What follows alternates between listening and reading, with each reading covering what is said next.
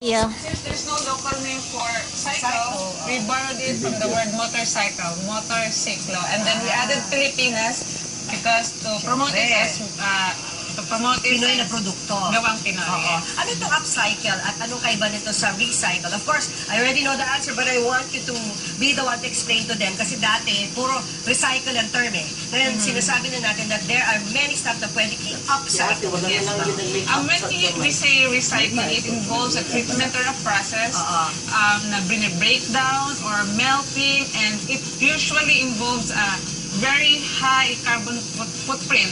Well, when we say upcycling, it's a way of repurposing.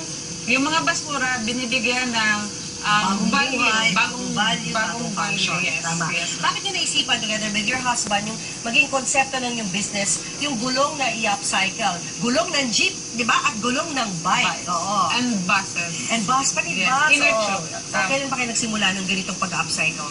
We are avid adventurers and travelers, so way back. So pag sinabi adventurous, sino kayo? Mga biker, siklista kayo? No, or- mountain climbing, island hopping. Na-align sa dahil inyo. ito. So, Tapos? lagi na-encounter namin yung problem how to protect our gears. Yes. So, cell phones, chargers, and yung mga gadgets.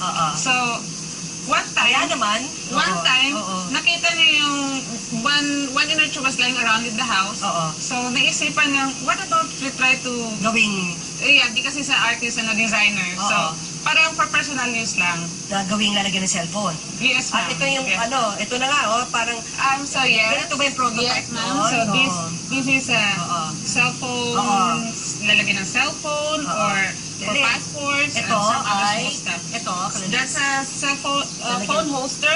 tama. Yes, Oo, ma'am. lagyan And mo this sa belt. one is another version. Ito, ang ganda yung wallet nyo. Modified Titibay. version, yes, ma'am. Ang tibay, di ba? And this one po is made out of motorcycle inner tube. Inner tube ng motorsiklo. Yes, Ang ganda.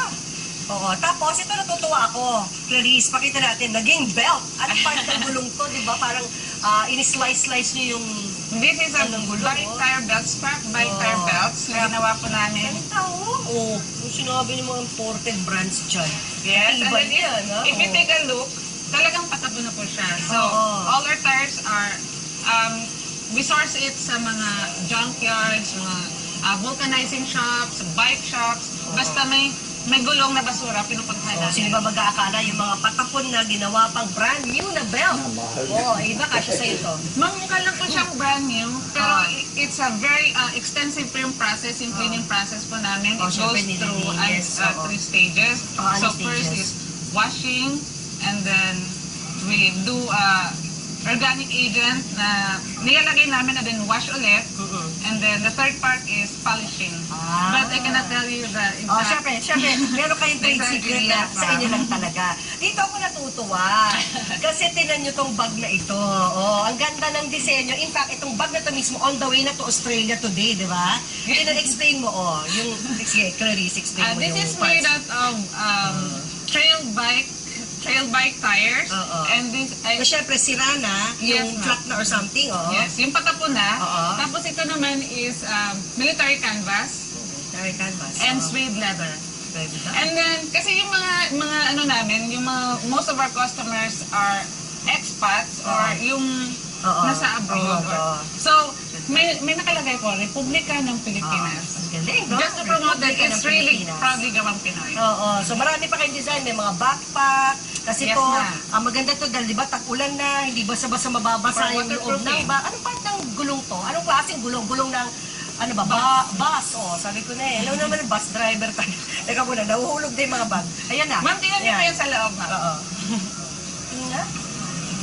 Ang ganda. Very spacious, no? Ang Yes, dami po. pwedeng malagay. Alam mo, gulong ng bus. Pwede pang school, pwede pang office, Oo. this is a laptop size. Tapos- So sa isang gulong ng bus, ilang bag ang pwedeng magawa? Depende po sa design. Ba, ganito, But- ilang gulong ng bus to? Isa lang po. Isang gulong for ng bus. isang Okay. bag. So magkano naging capital nyo? Startup capital nyo para masimulan yung itong klaseng business? Pinaka-startup po, when we conceptualize yung mga design, we started at 10,000. Only? 10,000. Kasama din mga makina niyan. Siyempre tinatahi, di ba? Oh. But fortunately, we have good friends na Oo. pinahiram po kami ng mga Ng makina. makina. Ah. So, yun, pinahiram Oo. for like 2 months and then dun po kami nag-umpisa. So, sino ang market niyo? Sa bazaar, sa mall, sa internet? Saan kayo kumukuha ng customers?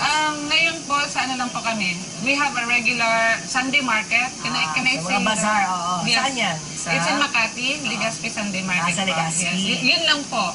And then, we're not So far. available in the malls. Wala Not po yet. kami sa...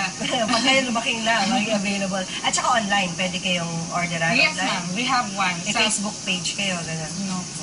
Dapat magtayo na kayo ng Facebook page para madali rin mag-order yung mga nasa abroad, di ba? Yes. So anong tip natin, Clarice, para sa mga gusto magsimula na nitong klaseng negosyo na ina-upcycle yung mga bagay-bagay tulad nitong mga rubber tires? First and foremost, Oo. importante po, you have the passion. Passion po talaga. Katulad nyo, kasi mga outdoor Yes. people kayo, yung passion nyo Yes, doon po. nagsimula. Oo. Yes po. Tapos, And then from there, if you love it, kung gusto nyo po yung ginagawa nyo, you will enjoy it, tapos para siya hindi trabaho. It will just grow. What about yung social enterprise? Sa mga gumagawa ng bag nyo ba? Mga cooperative? Or No, ma'am. Yung mga neighbors po namin. Mga neighbors. Yes, oh. we hire you. Kasi in our neighborhood, may mga unemployed. Ayan. So yun, if malaki pa yung demand, Sila yung gawa. Yes, Tumutulong. sila yung pinapatulong namin. At least, diba, you also provide employment. Yes, diba? ma'am. Yan ang ganda sa mga entrepreneurs eh. Thank you, Clarice. So, yung mga contact numbers niya, andyan po. Contact number ng Ciclo Pilipinas, ciclo_Pilipinas at yahoo.com. Congrats, ha? Lalaki pa ang business ninyo.